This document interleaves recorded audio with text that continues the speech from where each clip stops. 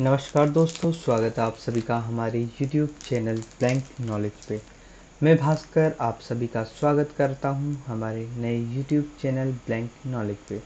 दोस्तों, इस प्लेटफॉर्म के माध्यम से हम जो नई नई वीडियोस के बाद के साथ साथ आपसे चर्चा करेंगे कुछ महत्वपूर्ण फैक्ट्स के बारे में। यहाँ पे हम जानेंगे कुछ विशेष प्रकार की न्यूज़ के बारे में, कुछ विशेष प्रकार की इन्फॉर्मेशन, स्पेशल इन्फॉर्मेशन जो आप सभी के लिए हर तरह से उपयोगी होगी। जी हाँ दोस्तों, आज हम जो बात करने वाले हैं वो बात करेंगे हमारे ब्लैंक नॉलेज के बारे में। दोस्तों, जैसा कि हमारा चैनल का नाम ब्लैंक नॉलेज है, पहले मैं आपको इसके बारे में थोड़ा सा बता देता हूँ। ब्लैंक नॉलेज, हमारे पास में ऐसे बहुत सारे फैक्ट्स होते हैं जिनके बारे में हमें पता तो होता है, लेकिन कुछ ऐसी चीज़ें होती है जो हमें बिल्कुल भी नहीं पता होता।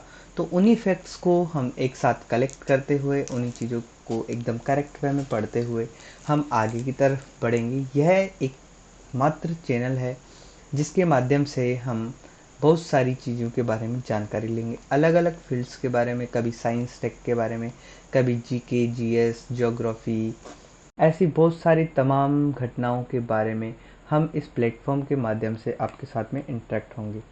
तो दोस्तों, आज जो हम बात करने वाले हैं, आज का जो टॉपिक है हमारा, वो है RSCIT के एग्ज़ाम से रिलेटेड। दोस्तों, ये जो RSCIT का एग्ज़ाम्स है, ये जो RSCIT एग्ज़ाम्स, ये राजस्थान गवर्नमेंट के द्वारा संचालित किया जाने वाला एक एग्ज़ाम है जिसको RKCL के द्वारा लिया जाता है। तो इस एग्ज़ाम में आने वाले जो भी महत्वपूर्ण हमारे प्रश्न बनते हैं, इन सभी प्रश्नों के आंसर्स के बारे में चर्चा करेंगे।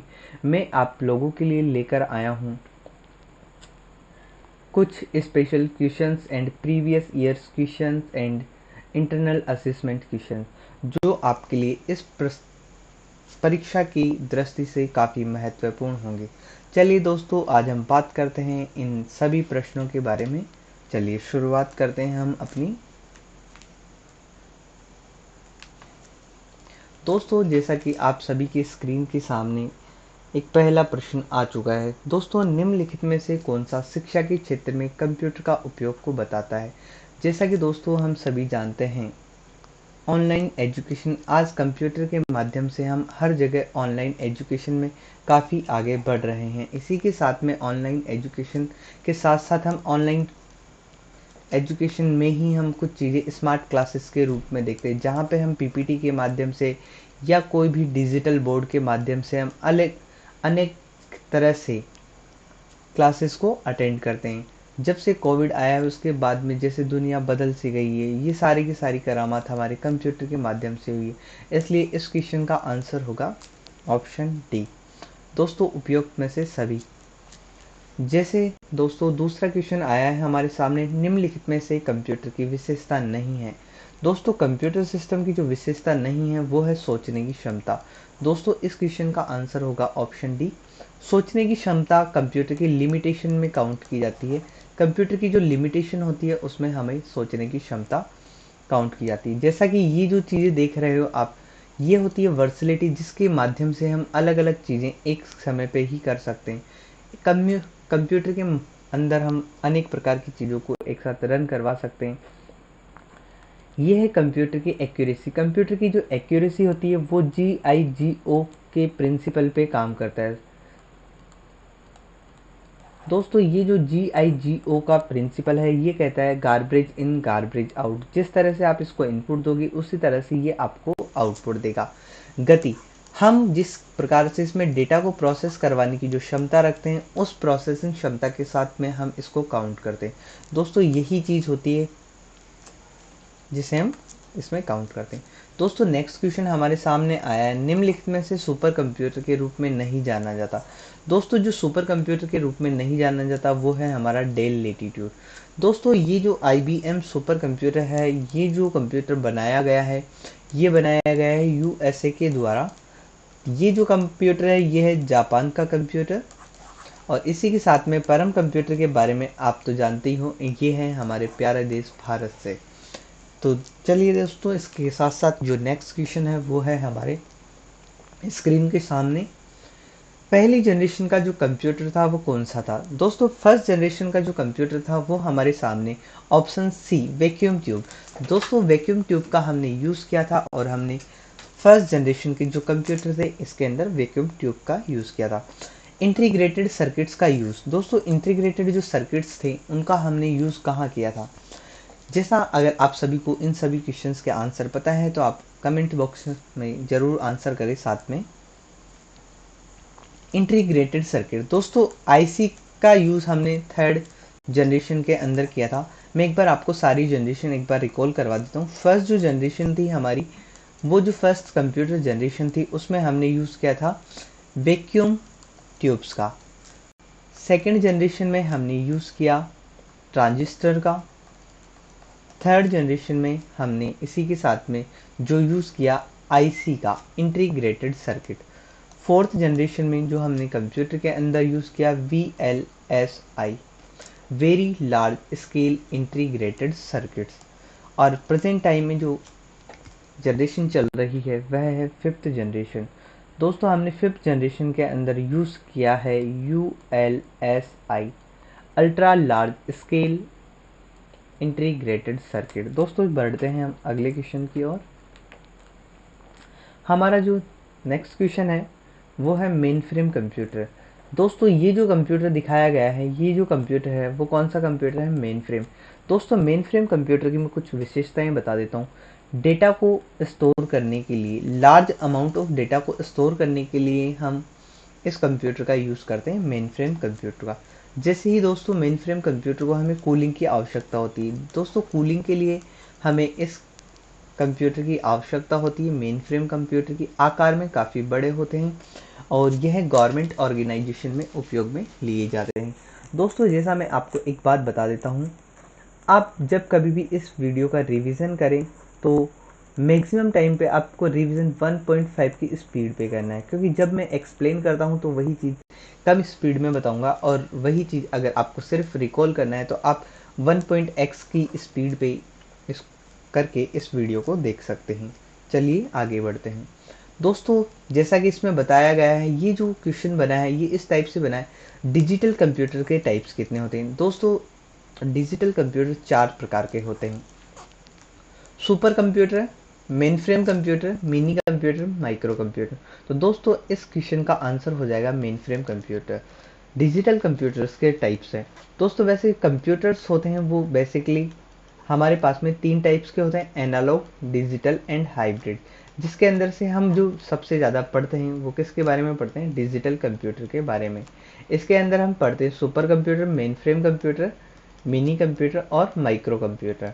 दोस्तों इन कंप्यूटर्स को हमने अलग अलग पार्ट्स में डिवाइड किया हुआ है। इन सभी के लिए मैं आप सभी के लिए लेकर आऊँगा कुछ ही दिनों में एक फुल वीडियो, जिसके अंदर हम जानेंगे कंप्यूटर्स के कुछ बेसिक्स पार्ट्स एवं क्या क्या उसके डिवाइसेस होते हैं उनके बारे में।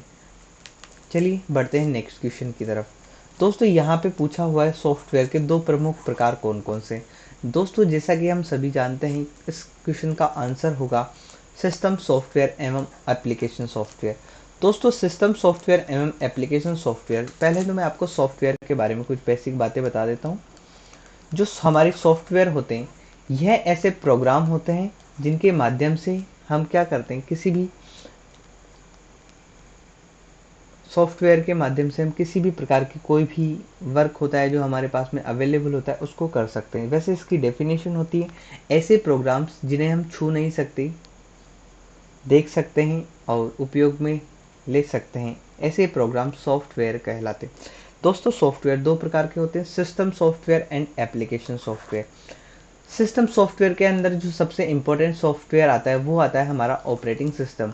ऑपरेटिंग सिस्टम को हम set of hardware and software कहा जाता है। ऐसे ही हम जो बात करते हैं एप्लीकेशन सॉफ्टवेयर की, इसको एंड यूज़र प्रोग्राम कहा जाता है। एंड यूज़र प्रोग्राम्स के नाम से हम इस एप्लीकेशन सॉफ्टवेयर को जानते हैं। इसी के साथ में बढ़ते हैं हम आगे क्वेश्चन। दोस्तों ये क्वेश्चन तो एकदम मक्खन वाला क्वेश्चन है। देखिए यहाँ पे क्या दिया हुआ है, कंप्यूटर घर में निम्नलिखित में से किस प्रकार के उपयोग में लिए जाता है? जैसा हम सभी जानते हैं मनोरंजन के लिए, सामाजिक सोशल मीडिया के लिए एवं स्कूल के बच्चों को होमवर्क के लिए। तो इसका जो आंसर होगा वो होगा ऑप्शन डी। चलिए बढ़ते हैं आगे। प्रिंटर, दोस्तों बिल्कुल सिंपल क्वेश्चन है, प्रिंटर निम्न में से किसका प्रकार है। दोस्तों प्रिंटर में हम जो बात करते हैं वो है बात करते हैं आउटपुट डिवाइस की। दोस्तों जो प्रिंटर हुआ, प्लॉटर हुआ, और ऐसे ही हमारा मॉनिटर हुआ, ये जो सारी चीज़ें होती है ये हमारे लिए काम करती है आउटपुट डिवाइस की। यहीं पे हम बात कर लेते हैं इनपुट डिवाइस में। दोस्तों इनपुट डिवाइस में हम बात करते हैं कीबोर्ड की, माउस की, जॉयस्टिक की, पेन टैप की, MIDI device, musical and instrumental device होते हैं, बीसीआर, ओएमआर, आईसीएमआर, आईएमसीआर। तो दोस्तों ये जो हमारे आउटपुट डिवाइस, इसी के साथ में प्रोसेसिंग डिवाइस में हमारे पास में अलग अलग डिवाइसेस होते हैं। स्टोरेज डिवाइस में हमारे साथ पास में होता है हार्ड ड्राइव, या फिर हार्ड डिस्क के रूप में हम इसका यूज़ करते हैं। प्रोसेसिंग डिवाइस में हम रैम, रोम एवं मदरबोर्ड का उपयोग करते हैं। दोस्तों चलिए बढ़ते हैं अगले क्वेश्चन की ओर। निम्नलिखित में से कौन सा कंप्यूटर डेटा को स्टोर करने के लिए उपयोग में लिया जाता है, जिसकी प्रदर्शन क्षमता, डेटा प्रोसेसिंग सभी मामलों में शक्तिशाली है। दोस्तों ऐसा कंप्यूटर जो सभी चीज़ों में शक्तिशाली होता है वह कंप्यूटर सुपर कंप्यूटर। चलिए नीचे दर्शाए गए सभी चित्रों में खाली स्थान भरिए। Analogue computer, digital computer and hybrid computer. दोस्तों ये कंप्यूटर तीन प्रकार के होते हैं, एनालॉग, डिजिटल एंड हाइब्रिड। तो यहाँ पे इस क्वेश्चन का आंसर होगा ऑप्शन बी। दोस्तों निम्नलिखित में से एप्लीकेशन सॉफ्टवेयर नहीं है। दोस्तों जैसा कि हम सभी जानते हैं विंडोज़ हमारा एप्लीकेशन सॉफ्टवेयर नहीं है, क्योंकि ये हमारा ऑपरेटिंग सिस्टम है। दोस्तों ये जो ऑपरेटिंग सिस्टम है ये क्या होते हैं, ऑपरेटिंग सिस्टम ऐसे सॉफ्टवेयर या ऐसे प्रोग्राम्स होते हैं जिनके माध्यम से हम कंप्यूटर में उपयोग में लिए जाते हैं। इसे हम set of hardware and software के नाम से भी जाने जाते हैं। चलिए बढ़ते हैं अगले क्वेश्चन की ओर। कंप्यूटर हार्डवेयर को चलाता है, निम्न में से कौन सा हार्डवेयर को चलाने में उपयोग में लिया जाता है। दोस्तों क्वेश्चन को ध्यान से पढ़ना। देखिए क्या लिखा हुआ है यहाँ पे, कंप्यूटर हार्डवेयर को चलाता है, अन्य सॉफ्टवेयर चलाने के लिए एक मंच के रूप में प्रदान करता है। दोस्तों इस क्वेश्चन का आंसर होगा हमारे ऑपरेटिंग सिस्टम। दोस्तों ऑपरेटिंग सिस्टम के बारे में अभी अभी मैंने बताया है आपको, set of hardware and software.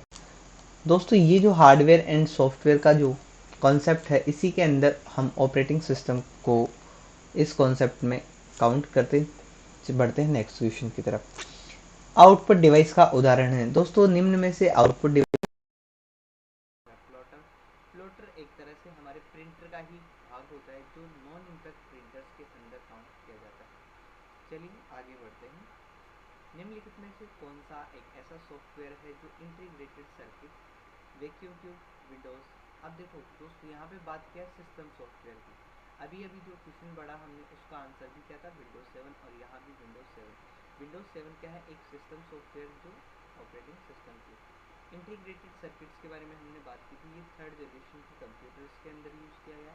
Transistor जो यूज़ किए हुए सेकेंड जनरेशन के कंप्यूटर के अंदर, और वैक्यूम ट्यूब फर्स्ट जनरेशन के कंप्यूटर के अंदर में उपयोग किए गए। चलिए दोस्तों नेक्स्ट क्वेश्चन के बारे में पढ़ते हैं। निम्नलिखित में दिखाए गए जो डिवाइस है वो कौन से हैं, हमारे आउटपुट डिवाइस। दोस्तों ये जो आउटपुट डिवाइस है जिसके बारे में आपको पता है, देखिए स्पीकर हमारा आउटपुट डिवाइस है। स्पीकर का मेन काम क्या होता है, हमारे सामने किसी भी प्रकार के डिजिटल सिग्नल्स को परिवर्तित करके एक साउंड सिग्नल में चेंज करने का काम करता है।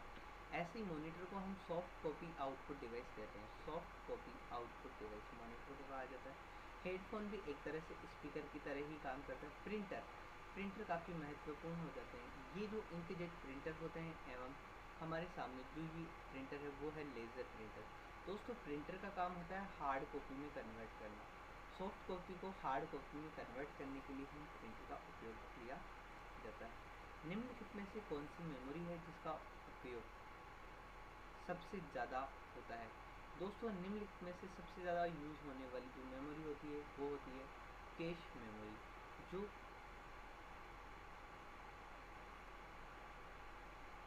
निम्नलिखित में से रैम द्वारा सर्वाधिक उपयोग में ली जाने वाली जो मेमोरी होती है उसके बारे में पूछ रहा है दोस्तों। सर्वाधिक जो रजिस्टर करने वाली जो मेमोरी होती है जिसके बारे में सबसे ज़्यादा उपयोग में लिया जाता है वो है हमारी कैश मेमोरी, जो आने वाली सूचनाओं को कम टाइम के लिए स्टोर करती है और प्राइमरी मेमोरी के अंदर सबसे इम्पोर्टेंट मेमोरी मानी जाती है।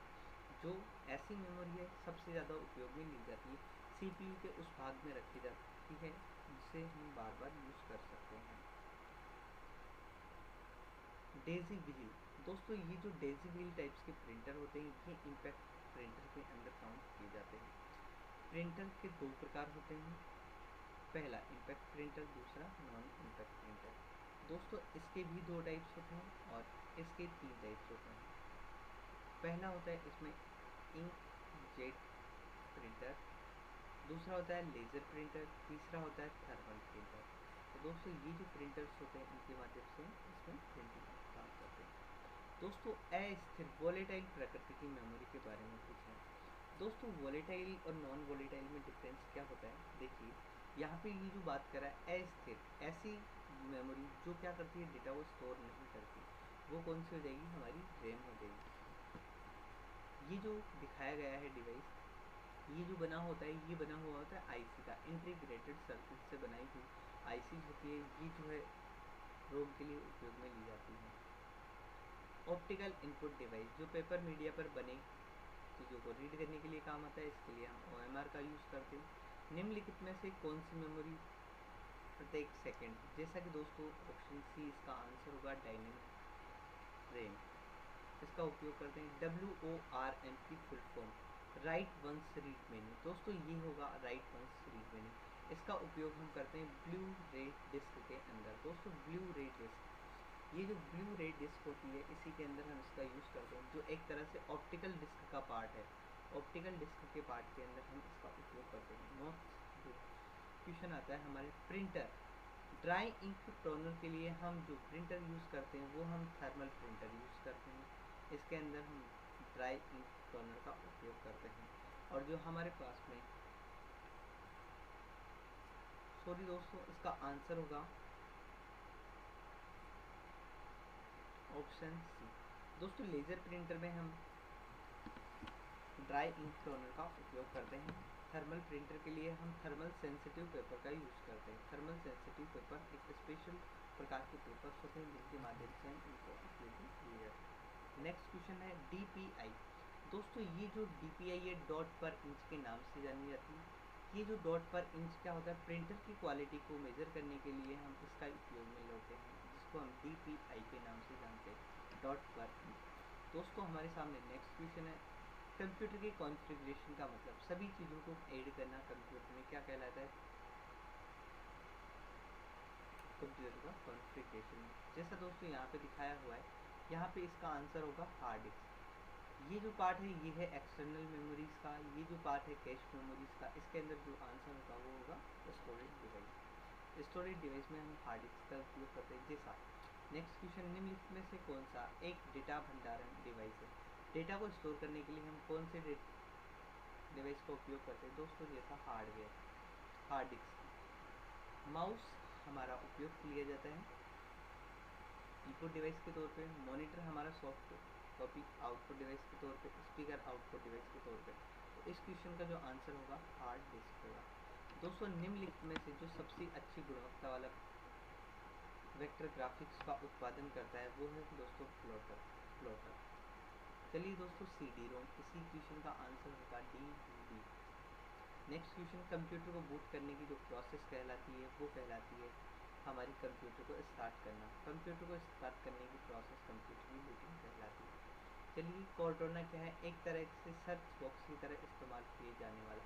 दोस्तों जब कभी भी हम हमारे कंप्यूटर के अंदर देखते हैं तो यहाँ पे हमें विंडोज़ के पास में ही एक कॉर्टोना का बटन दिखाई देता है जिसके माध्यम से हम किसी को सर्च कर सकते हैं। दोस्तों इसके अंदर ये जो क्वेश्चन पूछा हुआ है इसके अंदर इस बार के बारे में पूछा हुआ है, ये कौन सी बार है दोस्तों, तो ये जो बार है वो है स्क्रॉल बार। ये जो क्वेश्चन है आपको दिखाया गया है ये सारी की सारी चीज़ें वर्चुअल है, तो इसके लिए हम यूज़ करते हैं ग्राफिकल यूज़र इंटरफेस का।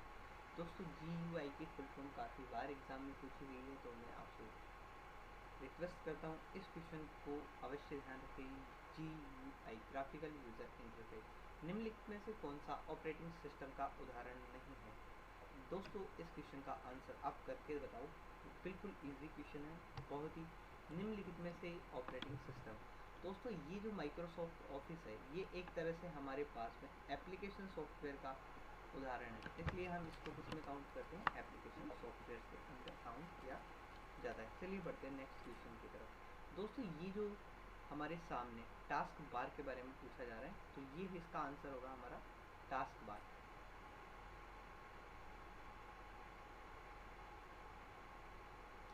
आपको क्या लगता है दोस्तों, ये टास्क बार होगी?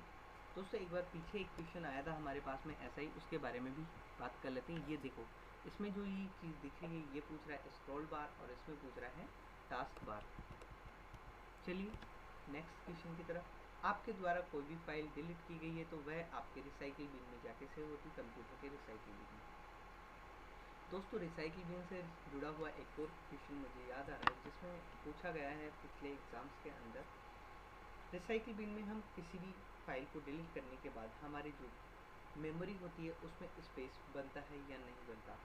तो उसमें स्पेस तभी बनेगा जब हम किसी भी मेमोरी को रिसाइकिल बिन से डिलीट कर देंगे। कोई भी फाइल फोल्डर जब रिसाइकिल बिन से डिलीट हो जाएगा तब भी वहाँ पे जगह बनेगी। चलिए नेक्स्ट क्वेश्चन हमारे सामने आ चुका है। आप विंडोज़ स्टोर से क्या क्या कर सकते हो? दोस्तों विंडोज़ स्टोर से हम वैसे तो एप्लीकेशन डाउनलोड करने का काम कर सकते हैं। तो दोस्तों जैसे हमारे पास में प्ले स्टोर होता है, ऐसे ही विंडोज़ के लिए हमारे पास में एप्लीकेशन विंडोज़ स्टोर होती है, तो जिसके माध्यम दोस्तों इसका क्वेश्चन का आंसर होगा ऑपरेटिंग सिस्टम। सबसे पहले यूज़र आता है, यूज़र यानी हम, एप्लीकेशन यानी वो सॉफ्टवेयर जिनका उपयोग हमारे द्वारा किया जाना है। बैकग्राउंड, उन सॉफ्टवेयर को रन करवाने के लिए कहीं ना कहीं हमें बैकग्राउंड की ज़रूरत होती है, उसके लिए हम ऑपरेटिंग सिस्टम का यूज़ करते हैं। दोस्तों ये ऑपरेटिंग सिस्टम है, इन्हें OS के नाम से भी जाना जाता है। फिर हम बात करते हैं हार्डवेयर। चलिए नेक्स्ट क्वेश्चन हमारा, किसके बिना कंप्यूटर डिवाइस काम नहीं करती? दोस्तों ये जो क्वेश्चन है काफ़ी बार एग्जाम्स में पूछा हुआ है। ऑपरेटिंग सिस्टम के बिना, ऑपरेटिंग सिस्टम के बिना कोई भी कंप्यूटर डिवाइस काम नहीं करती। यह जो डिवाइस है वो बिना ऑपरेटिंग सिस्टम के स्टार्ट नहीं होती। चलिए दोस्तों बढ़ते हैं नेक्स्ट क्वेश्चन की तरफ। एक लोकप्रिय चैटिंग सेवा है। दोस्तों ये जो लोकप्रिय चैटिंग सेवा है वो है हमारी इंटरनेट रिले चैट। दोस्तों इसके माध्यम से हम इंटरनेट के ऊपर इंस्टेंट मैसेजिंग सर्विस का लाभ लेते हैं। उसी चैट को हम क्या बोलते हैं? Internet relay chat. जब कभी भी आप अपनी ईमेल आईडी या फिर आप फेसबुक के ऊपर कोई भी मैसेज करते हो तो उस टाइप की जो चीज़ें होती है वो इंस्टेंट मेलिंग सर्विसेज के अंदर आती है, और ये जो चीज़ होती है इंटरनेट रिले चैट के अंदर काउंट की जाती है।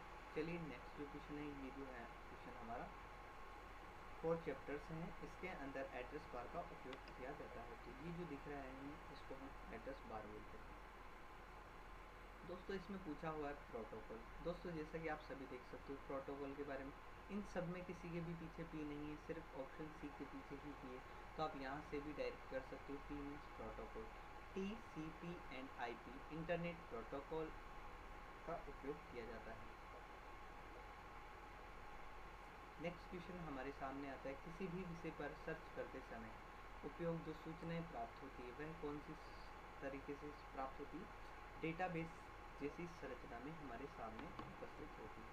तो डेटाबेस की, जैसा आपने देखा होगा डेटाबेस, ये जो डेटाबेस हमारे सामने ओपन होता है वो हमेशा इंडेक्स की फॉर्मेट में होता है।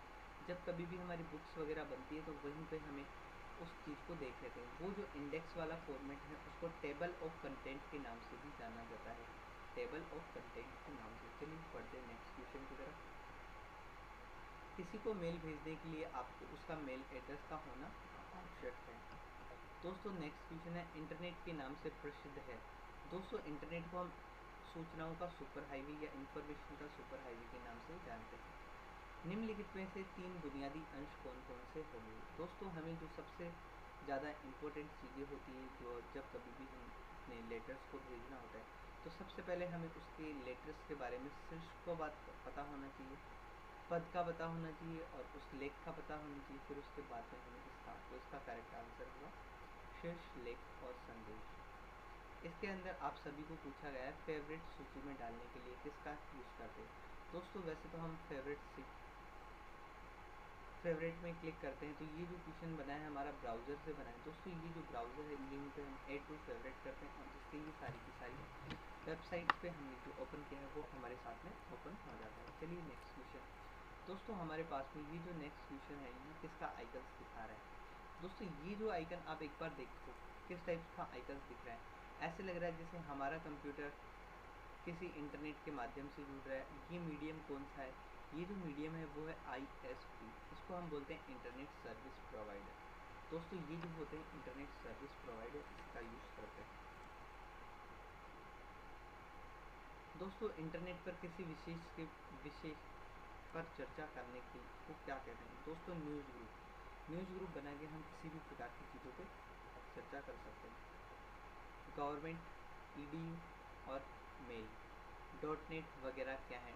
दोस्तों ये हम .com वगैरह ये सारी की सारी चीज़ें हम डोमेन कोड्स के अंदर उपयोग में ये लेते हैं, जो हम कभी भी @ करके Gmail वगैरह, ईमेल वगैरह, याहू मेल वगैरह इस तरह से यूज़ करते हैं, उनके लिए हम इसका यूज़ करते हैं। redismail.com इस तरह से हम इसका यूज़ करते हैं।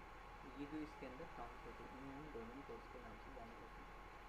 ये जो MyRKCL है ये क्या है, एक तरह से .org। दोस्तों ORG से मतलब है यहाँ पे यह एक ऑर्गेनाइजेशन वेबसाइट है। DNS का full form domain name system होता है। वेब की दुनिया में एक स्लाइड से दूसरी स्लाइड पर जाने की प्रक्रिया हमारी नेविगेटिंग कहलाती है।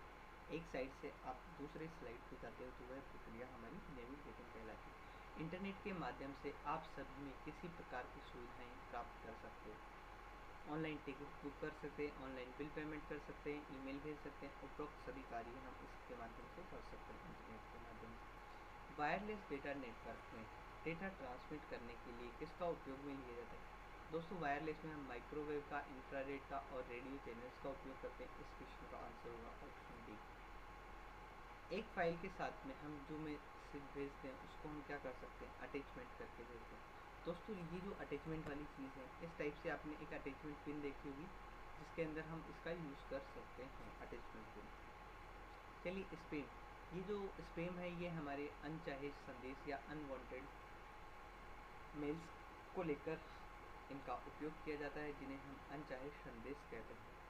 चलिए पढ़ते हैं आगे। दोस्तों ये जो क्वेश्चन पूछ रहा है देखिए यहाँ पे किसका उपयोग करके वर्ल्ड वाइड वेब पर आप किसी विशेष विषय के ऊपर सर्च कर सकते हैं। दोस्तों सर्च करने के लिए हमने सर्च इंजन का इस्तेमाल किया जाता है और जो हमारे सामने इंफॉर्मेशन आती है वो इंडेक्स के फॉर्मेट में आती है, उसके लिए हम इसका यूज़ करेंगे। इंटरनेट पर भेजी हुई जानकारी हमेशा पैकेट्स की फॉर्म में जाती है। दोस्तों जैसे 10 GB की फाइल है या 10 MB की फाइल है तो ये जो जाएगी 2 MB के फाइल के अंदर, 2 MB के फाइल के अंदर, 2 MB के फाइल के अंदर, इस टाइप से अलग अलग 2-2 MB की हो सकती है, 5-5 MB की 2 फाइल्स भी हो सकती है। तो इस टाइप से ये क्या होती है हमारी अलग अलग पैकेट्स के फॉर्म में हमारी इंटरनेट फिर सामने आगे की तरफ जहाँ रिसीवर होता है वहाँ पे जाके इनको रिसीव कर लेती है। यहाँ पे सेंडर जो आप हैं। दोस्तों प्रधानमंत्री जनधन योजना कब स्टार्ट हुई थी, अगस्त 2014 में। ये जो नीचे दिखाया गया है ये क्या है, QR कोड। QR कोड को हम क्विक रेस्पॉन्स कोड के नाम से भी जानते हैं। इसके बाद में निम्नलिखित में से कौन सा प्रधानमंत्री जनधन योजना से इसके अंदर सभी होगा। इसका answer Bhim, free recharge, Paytm wallet की सारे के सारे हमारे किसके उदाहरण हैं, मोबाइल वॉलेट के उदाहरण हैं। ऑनलाइन डिजिटल शिक्षा के भुगतान एवं माध्यम से किसका उपयोग कर सकते हैं। दोस्तों ऑनलाइन शिक्षा, ऑनलाइन पेमेंट के लिए हम internet banking, debit card, credit card इन सभी का उपयोग करते हैं। तो इसका आंसर दोस्तों रुपए कार्ड का भुगतान किसके द्वारा बनाया गया था। दोस्तों NPCI national payment corporation of India, यह एक तरह से रेगुलेटरी अथॉरिटी है जिसके माध्यम से इंडिया में होने वाले सभी पेमेंट यहाँ तक कि हमारे UPI, भीम पे ये सारे के सारे इसी के माध्यम से होते हैं। नेट बैंकिंग से पेमेंट करने के लिए कौन सा मेथड सेलेक्ट किया हुआ है। जैसे कि आप सभी को दिख रहा है ये जो मेथड है पेमेंट करने के लिए ये है नेट बैंकिंग का। सक्षम बैंक खाते की पहल राजस्थान की कौन सी गवर्नमेंट के द्वारा की गई, इसके बारे में क्वेश्चन है दोस्तों। ऑनलाइन बैंकिंग से ग्राहकों को क्या क्या फ़ायदा होता है। दोस्तों हम कहीं भी बैठ के शॉपिंग कर सकते हैं, घर पे आ जाता है और इसी के साथ में उपरोक्त सभी के अंदर दिया जाता है। निम्नलिखित में से कौन सा मोबाइल वॉलेट का उदाहरण नहीं है। दोस्तों क्रेडिट कार्ड जैसा हमने जाना ये ऑनलाइन पेमेंट का मोड है, पर ये एक तरह से वॉलेट के रूप में उपयोग में नहीं लिया जाता है। ऑनलाइन बैंकिंग नेट बैंकिंग के रूप में उपयोग ली जाती है, जिससे हम अलग अलग तरह से यूज़ करते हैं, इसलिए हमें यूज़र नेम और पासवर्ड दोनों की आवश्यकता होती है, इसलिए हम इसका आंसर होगा क्वेश्चन नंबर 6। दोस्तों ये जो मशीन है इसको बोलते हैं POS। इस मशीन को आपने बहुत सारी जगह देखा होगा। ये जो मशीन हमारे सामने उपयोग में ली जाती है, तो इस टाइप की जो मशीन होती है ये आपने कहीं घूमने गए हो शॉपिंग मॉल वगैरह में तो वहाँ पे देखी होगी। तो इस मशीन को बोलते हैं पॉइंट ऑफ सेल मशीन। दोस्तों नीचे दिखाए गए तो इसमें हम जो यूज़ कर रहे हैं डेबिट कार्ड का यूज़ कर रहे हैं दोस्तों। चलिए बढ़ते हैं नेक्स्ट क्वेश्चन की तरफ। दोस्तों अब जो हमारे सामने आ गए हैं हमारे वन लाइनर क्वेश्चन आ गए। दोस्तों ये जो वन लाइनर क्वेश्चन है जो हर एग्जाम्स के अंदर रामबाण साबित होते हैं, इसी के साथ में हम जो बात करते हैं इन वन लाइनर क्वेश्चन के बारे में। चलिए उस स्क्रीन को क्या कहा कहते हैं जो कंप्यूटर को ऑन करने पर दिखाई देती है तथा सभी आइकन्स दिखते हैं। जैसे ही हम किसी भी चीज़ को ऑन करते हैं तो हमारे सामने एक तरह से विंडोज़ ओपन होती है, उसके लिए हम इसका यूज़ करते हैं। दोस्तों ये जो चीज़ होती है ये होता है हमारा डेस्कटॉप। दोस्तों विंडोज़ को ऑन करते ही पासवर्ड डालते ही आपके सामने जो फर्स्ट जो स्क्रीन आती है उसको हम डेस्कटॉप कहते हैं। दोस्तों बाइनरी नंबर के अंतर्गत जिस संख्या का विधि पर काम किया जाता है बाइनरी नंबर। दोस्तों ये जो बाइनरी नंबर होते हैं वो 0 और 1 की फॉर्मेट में होते हैं। बाइनरी प्रणाली के दौरान दो अंक कौन कौन से होते हैं, 0 और 1। नेक्स्ट क्वेश्चन है हमारा वन लाइनर। कंप्यूटर हार्डवेयर है, ठीक है, कनेक्ट है, कौन सी चीज़ों को चेक करती है। दोस्तों ये जो बूटिंग होती है ये इन सभी चीज़ों को चेक करती है। बूटिंग एक तरह से स्टार्टिंग प्रोसेस होती है, कंप्यूटर को स्टार्ट करने के पहले सभी चीज़ों को चेक करना बूटिंग कहलाती है, और कंप्यूटर को स्टार्ट करने की प्रोसेस को भी हम बूटिंग के नाम से जानते हैं। चलिए विंडोज़ में कंप्यूटर को ऑन करने पर पहली जो स्क्रीन आती है डेस्कटॉप की, क्वेश्चन हमने कर लिया ऊपर। कंप्यूटर पर काम करने के लिए मुख्यतः किस प्रकार की ज़रूरत पड़ती है, किसकी ज़रूरत पड़ती है दोस्तों, कंप्यूटर में हमें सॉफ्टवेयर की ज़रूरत पड़ती है। कंप्यूटर बूट नहीं कर सका यदि उसमें ऑपरेटिंग सिस्टम नहीं होगा तो। दोस्तों बिना ऑपरेटिंग सिस्टम के हमारा कंप्यूटर काम नहीं करेगा, इसलिए हमारे कंप्यूटर में ऑपरेटिंग सिस्टम का होना ज़रूरी है। ऑपरेटिंग सिस्टम के बारे में मैंने आपको बताया, यह set of hardware and software कहा जाता है। आपके कंप्यूटर के द्वारा अनेक जो भाग होते हैं वो क्या होते हैं, हार्डवेयर एवं सॉफ्टवेयर। लाइट जलने के बाद में कोई भी चीज़ कार्यशील कर रही होती है, उस प्रक्रिया को बूट स्टेप प्रक्रिया कहा जाता है। दोस्तों बूट स्टेप प्रक्रिया। माइक्रोसॉफ्ट कंप्यूटर हार्डवेयर में फिजिकल इक्विपमेंट्स का उपयोग करने के लिए 3 बेसिक कैटेगरी होती है, सिस्टम यूनिट, मेमोरी यूनिट और स्टोरेज यूनिट को ही हम मेमोरी यूनिट के बारे में कहते हैं। दोस्तों ये जो यूनिट है हमारी कंट्रोल यूनिट के बारे में बात किया हुआ है यहाँ पे। 8 डिजिटल बाइनरी नंबर को बिट कहा जाता है। कंप्यूटर में गणना करने के लिए जो पहली इकाई है उसको हम यूज़ करते हैं 0 से। बाइनरी नंबर 1 का बाइनरी नंबर होता है 001। क्लाइंट सर्वर में क्लाइंट कंप्यूटरों के रूप में कौन से कंप्यूटर में यूज़ करते हैं, माइक्रो कंप्यूटर। मेडसा में कितने अंक होते हैं, 8 होते हैं मेडसा में, जैसा अभी हमने देखा यहाँ भी 8 होते हैं। 8 बिट्स मिलके 8 नंबर मिलके एक बिट का निर्माण करते हैं। चलिए करते हैं नेक्स्ट क्वेश्चन की ओर। CPU का मुख्य सर्किट क्या है जिसके माध्यम से हम कंप्यूटर को सहायता या क्रियाशील बनाने का काम करते हैं। दोस्तों इसके लिए जो आंसर हो जाएगा हमारा मदरबोर्ड। ये जो मदरबोर्ड होता है इसका उपयोग में लिया जाता है। एक ऐसा इलेक्ट्रॉनिक उपकरण जो डेटा को प्रोसेस करता है और सूचना में बदलने का काम करता है, ये होता है हमारा कंप्यूटर। कंप्यूटर का वह एरिया जो प्रोसेस होने वाले डेटा को अस्थायी रूप से होल्ड करता है या जाम करता है, वो क्या कहलाता है, हमारे कंप्यूटर। जो किसी एरिया को स्टोर करता है अस्थायी रूप से, फिर उसको यूज़ करके वापस छोड़ देता है। कंप्यूटर की जो प्रोसेसिंग स्पीड को हम घटाए एवं बढ़ाए जा सकते हैं, जिसके माध्यम से टर्बो स्विच का उपयोग किया जाता है। फ्लॉप्स के अंदर कंप्यूटर की स्पीड को मेजर किया जाता है। प्रोसेसिंग कार्य किस प्रकार करना होता है, कंप्यूटर को ऐसे बनाने वाले प्रोग्राम इलेक्ट्रॉनिक्स कहते हैं। इलेक्ट्रॉनिक जो प्रोग्राम्स होते हैं वो इस प्रोग्राम्स के अंदर काउंट किए जाते हैं। एक बॉक्स में जिस कंप्यूटर सिस्टम में सर्वाधिक महत्वपूर्ण भाग होते हैं उसको हम ALU या सिस्टम यूनिट्स कहते हैं। ALU अर्थमेटिक लॉजिकल यूनिट है जिसके माध्यम से हम कंप्यूटर में किसी भी प्रकार के जो वर्क होते हैं उन्हें करवाने के लिए उपयोग में लिए जाते हैं। चलिए दोस्तों, नेक्स्ट जो क्वेश्चन है, कंप्यूटर का वह भाग होता है जो अंकगणित कैलकुलेशन कर सकता है। प्रोसेसिंग के दौरान डेटा को प्रोसेस करने के लिए हम जो स्थायी रूप से यूज़ करते हैं वो हमारा रैम होता है। दोस्तों, इंटेल 4000 एक माइक्रो प्रोसेसर का प्रकार है। कौन सी युक्ति प्रथम एवं द्वितीय जनरेशन के कंप्यूटर में उपयोग ली गई थी और परिवर्तन करके में उसे चिप में कन्वर्ट कर लिया? दोस्तों, ट्रांजिस्टर भी एक तरह से चिप होती है और आईसी भी एक तरह से चिप होती है। कंप्यूटर को करने के लिए कौन सी कमांड दी जाती है?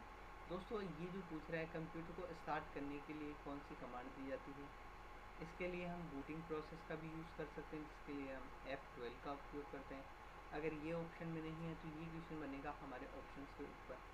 तो कंप्यूटर को किस संदर्भ में पूछ रहा है, कौन सी कमांड दी जाती है? दोस्तों, हम जनरली कंप्यूटर को रन कमांड दिया करता है। पैकमैन नाम से प्रसिद्ध जो कंप्यूटर है किसके लिए बनाया गया? खेलने के लिए। प्रथम मैकेनिकल कंप्यूटर जिसको कैलकुलेटर का निर्माण किया गया वो था पास्कल कंप्यूटर। बेल पास्कल हमारा प्रथम मैकेनिकल कंप्यूटर है। दोस्तों, प्रयोग में आने कोई भी चीज़ को हम आसानी से समझ सकें इसलिए हम उसे यूज़र फ्रेंडली के तौर पे डिज़ाइन करते हैं दोस्तों, ताकि आसानी से सभी लोगों के लिए समझ में आ जाए। जब कंप्यूटर अचानक काम करना बंद कर देता है तो वह क्या करता है? क्रैश हो जाता है। यूज़र ये कैसे निर्धारित करता है कि कंप्यूटर पर कौन सा प्रोग्राम उपलब्ध है? बूटिंग प्रोसेस के दौरान ही इन प्रोग्राम्स को होल्ड करने की प्रोसेस होती है जिन्हें देखकर कंप्यूटर इन सभी का अंदाज़ा लगाया जाता है। मेन फ्रेम कंप्यूटर तथा कंप्यूटर में एक्सेस करने के लिए हमें टर्मिनल्स का यूज़ करते हैं। दोस्तों, दो चीज़ों को एक साथ जोड़ने के लिए हम जनरली पाइप्स का भी यूज़ करते हैं, तो इसमें हम कंप्यूटर में टर्मिनल्स का यूज़ करते हैं। जैसा आपने रोड वगैरह पे देखा होगा, वहाँ पे लिखा रहता है टर्मिनल 1 टर्मिनल 2, तो इस टाइप से हम इनका यूज़ कर सकते हैं। तो टर्मिनल दो रास्तों को जोड़ने के लिए इसका उपयोग। जब पावर सिस्टम को हटा दिया जाता है तो डेटाबेस बैटरी लाइफ के लिए मेंटेन करने के लिए कॉस्मोस का यूज़ CMOS का यूज़ किया जाता है। जब नेक्स्ट क्वेश्चन, जब कंप्यूटर ऑन किया जाता है तो ऑपरेटिंग सिस्टम की लोडिंग हो रहा है, इसके लिए ट्रैकिंग का उपयोग किया जाता है। जब आप PC को बूट करते हैं या स्टार्ट करने की प्रोसेस करते हो तो ऑपरेटिंग सिस्टम में अंश डिस्क से मेमोरी में कॉपी हो जाता है। दोस्तों, नेक्स्ट जो क्वेश्चन है हमारा वो है कंप्यूटर का वह भाग कहलाता है जो सारे फंक्शंस को हैंडल करता है। उसके लिए हम कंट्रोल करने का काम करते हैं, कंट्रोल यूनिट का उपयोग किया जाता है। कच्चे तथा निर्वाचित रूप से जब कभी भी अर्थपूर्ण किया गया है तो डेटा एवं इंफॉर्मेशन का उपयोग किया है। डेटा एवं इंफॉर्मेशन का use raw facts and figures को डेटा कहते हैं और दो या दो से अधिक डेटा मिलकर हमारे लिए एक इंफॉर्मेशन का निर्माण करते हैं। ये सबसे मक्खन का सवाल आ गया, इसका आंसर तो आप खुद कर लेंगे। वैसे मैंने डाला हुआ है यहाँ पे CPU, कंप्यूटर का ब्रेन, बचपन से पढ़े आ रहे हैं। डेटा इंफॉर्मेशन में प्रोसेस करता है CPU डेटा को इंफॉर्मेशन में प्रोसेस करता है जो किसके माध्यम से करता है? इंटीग्रेटेड सर्किट्स के माध्यम से। इसमें इंटीग्रेटेड नाम पता जैसी चीज़ों के लिए डेटा कहा जाता है। कंप्यूटर प्रोसेस का जो मूल लक्ष्य होता है वो क्या होता है? इंफॉर्मेशन को चेंज करना। CPU का वह भाग जो प्रोग्राम्स को अनुदेशित डिकोड करने के लिए उपयोग में लिए जाते हैं उसके लिए हमारे पास में ALU होता है। डेटा को प्रोसेस करवाने की चीज़ किसके लिए उपयोग में ली जाती है? वाणिज्य उपयोग के लिए तैयार किया जाता है। कंट्रोल यूनिट क्या है? कंट्रोल यूनिट एक तरह की यूनिट है जिसके माध्यम से हम ALU कहते हैं। ALU अर्थमेटिक लॉजिकल यूनिट के माध्यम से हम किसी भी प्रकार की कैलकुलेशन वाली जो चीज़ें होती हैं वो इसके माध्यम से कर सकते हैं। चलिए नेक्स्ट क्वेश्चन की ओर बढ़ते हैं। CPU क्या है? एक चिप है जिसके माध्यम से हम प्रोसेस वगैरह करवाते हैं कंप्यूटर में, processing. Raw facts and figures को हम डेटा एवं इंफॉर्मेशन के तौर पर इस्तेमाल करते हैं, ये बता दिया मैंने आपको। टर्मिनल जो किसी भी इंफॉर्मेशन को प्रोसेस नहीं कर सका उसे क्या कहते हैं? डब टर्मिनल कहा जाता है। डम प्रोसेस डेटास को कहते हैं। आउटपुट ऐसी चीज़ें जो हमें प्रोसेस होकर आउटपुट के तौर पर मिल जाती है उसमें उसे हम प्रोसेस डेटास कहते हैं। कंप्यूटर के सभी भागों को बीच में सामंजस्य स्थापित करने के लिए कंट्रोल यू, CU का फुल नाम होता है control unit, ALU arithmetical logical unit का उपयोग किया जाता है। डेटा में को सूचना एवं प्रोसेस करने के लिए जो आवश्यक होता है CPU का उपयोग किया जाता है। CPU का वह भाग जो सभी कंप्यूटर कंपोनेंट्स एवं गतिविधियों को कोऑर्डिनेट करने का काम होता है। दोस्तों सबसे ज़्यादा क्वेश्चन देख रहे हो आप, कंट्रोल यूनिट पे बने हुए, इंफॉर्मेशन पे बने हुए, डेटा पे बने हुए, ये जो चीज़ें हैं बिल्कुल बेसिक चीज़ें हैं जिनके ऊपर ये जो क्वेश्चन बने हुए हैं। अनप्रोसेस आइटम्स या डेटा को हम इंफॉर्मेशन के रूप में भी जाना जाता है। दोस्तों चलते हैं, बढ़ते हैं आगे। दोस्तों आज हम करते हैं यही इस वीडियो की शुरुआत। आपको RSCIT के एग्ज़ाम्स के लिए विशेष प्रकार की शुभकामनाएं। आप सभी का उज्जवल भविष्य बने, आप सभी अपने भविष्य में इतनी ऊंचाइयां छुएं और आगे बढ़ते रहें। आप सभी की जो भी मनोकामनाएं हैं वो सारी पूरी होती रहें। इसी के साथ में हम आगे बढ़ते हैं। दोस्तों आज के लिए इतना ही, मिलते हैं नेक्स्ट वीडियो में। तब तक के लिए धन्यवाद। हमारे YouTube चैनल को सब्सक्राइब करें, लाइक करें एंड शेयर करें।